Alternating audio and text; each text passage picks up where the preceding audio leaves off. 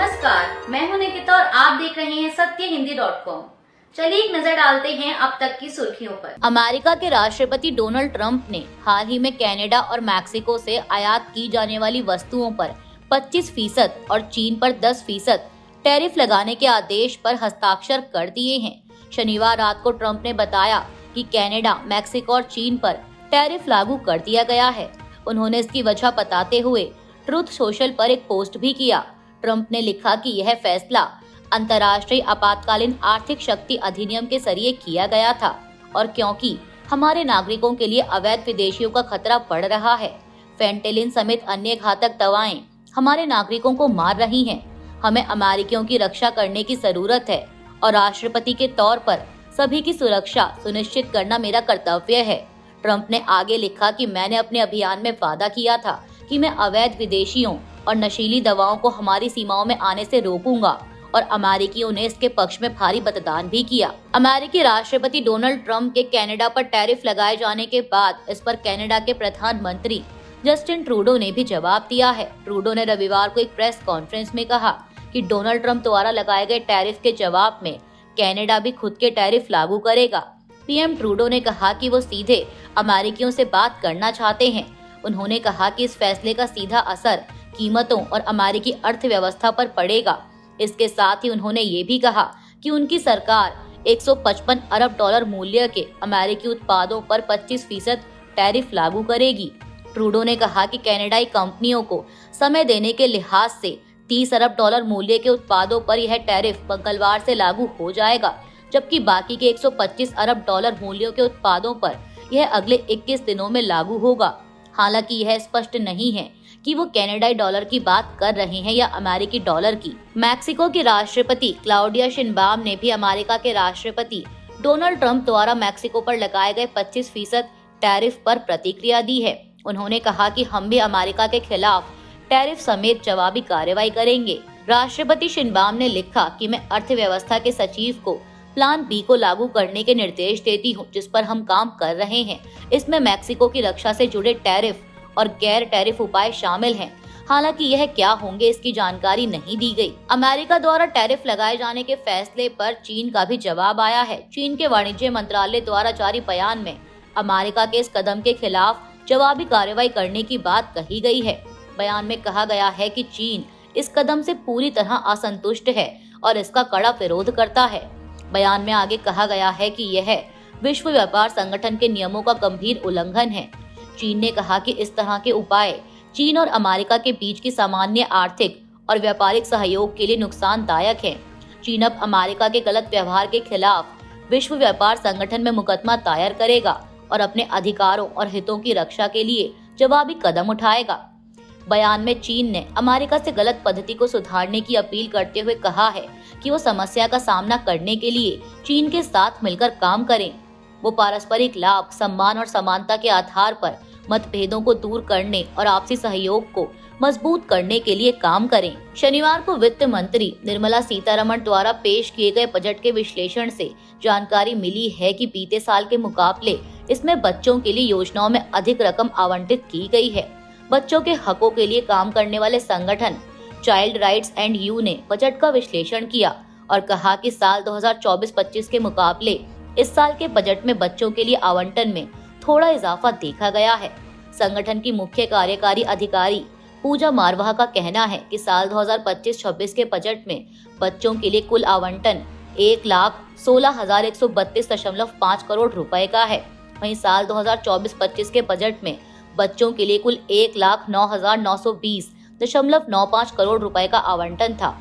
इसका मतलब इस साल के आवंटन में 6,211.55 करोड़ रुपए का इजाफा किया गया है। देखा जाए तो ये इजाफा 0.01% का है, यानी जहां 2024-25 में कुल बजट का 2.28% हिस्सा बच्चों के लिए था, वहीं इस बार ये 2.29% है। वित्त मंत्री निर्मला सीतारमण ने शनिवार को ऑनलाइन प्लेटफॉर्म से जुड़े 1 करोड़ गिग वर्कर्स के लिए सामाजिक सुरक्षा योजना की घोषणा की और कहा कि सरकार उन्हें पहचान पत्र प्रदान करेगी और ई श्रम पोर्टल पर उनके पंजीकरण की सुविधा प्रदान करेगी। इस कदम से इन प्लेटफॉर्म वर्कर्स को विभिन्न सरकारी एजेंसियों द्वारा संचालित सामाजिक कल्याण योजनाओं का लाभ उठाने में मदद मिलेगी। लोकसभा में अपना लगातार 8वां बजट पेश करते हुए सीतारमण ने कहा कि ऑनलाइन प्लेटफॉर्म के गिग वर्कर्स नए जमाने की सेवा अर्थव्यवस्था को बहुत गतिशीलता प्रदान करते हैं। उनके योगदान को मान्यता देते हुए हमारी सरकार उनके पहचान पत्र और ई श्रम पोर्टल पर पंजीकरण की व्यवस्था करेगी। बजट 2025 को लेकर विपक्ष लगातार केंद्र की मोदी सरकार को घेर रहा है। अब इसी कड़ी में तेलंगाना के उप मुख्यमंत्री मल्लू भट्टी विक्रमार्क ने शनिवार को आरोप लगाया कि केंद्रीय बजट 2025-26 राज्य के सामने आने वाले महत्वपूर्ण मुद्दों को संबोधित करने में विफल रहा। उन्होंने एक बयान में कहा कि बजट में राज्यों की अनूठी चुनौतियों और सामान्य रूप से विकासात्मक प्राथमिकताओं और विशेष रूप से तेलंगाना की प्राथमिकताओं के प्रति समझ और प्रतिबद्धता की कमी दिखाई देती है। केंद्रीय बजट में केंद्र ने रणनीतिक रूप से कुछ वस्तुओं पर सीमा शुल्क कम कर दिया है, जबकि साथ ही उपकर बढ़ाए हैं।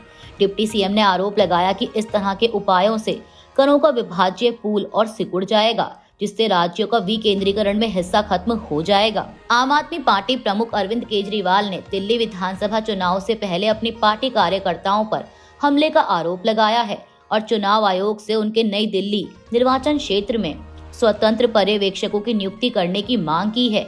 चुनाव आयोग को लिखे पत्र में केजरीवाल ने ऐसी घटनाओं में कथित रूप से शामिल भाजपा कार्यकर्ताओं की गिरफ्तारी और संबंधित पुलिस अधिकारियों को निलंबित करने की भी मांग की।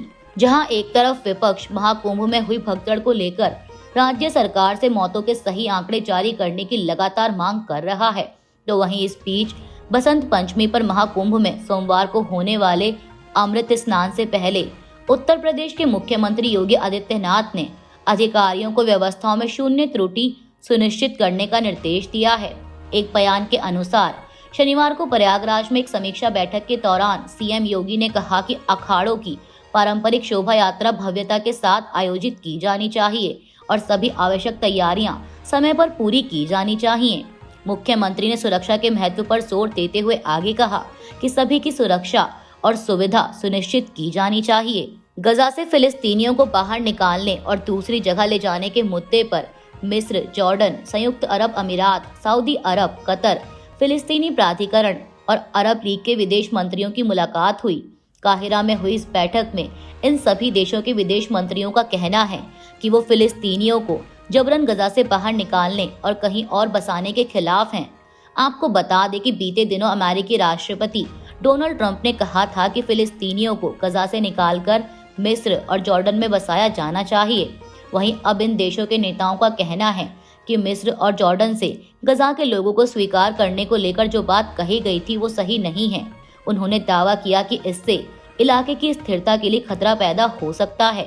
समाचार एजेंसी एएफपी के अनुसार एक साझा बयान में इन नेताओं ने कहा कि फिलिस्तीनियों को विस्थापन के जरिए एक जगह से निकालने या उन्हें उनकी जमीन से निकालने को बढ़ावा देना फिलिस्तीनी नागरिकों के अधिकारों का हनन होगा। फिलिस्तीनी लोगों को उनकी जमीन से निकालना अन्याय है और हम इसमें हिस्सा नहीं ले सकते। अभी के लिए बस इतना ही। बाकी की खबरों के लिए बने रहिए सत्यहिंदी.com के साथ।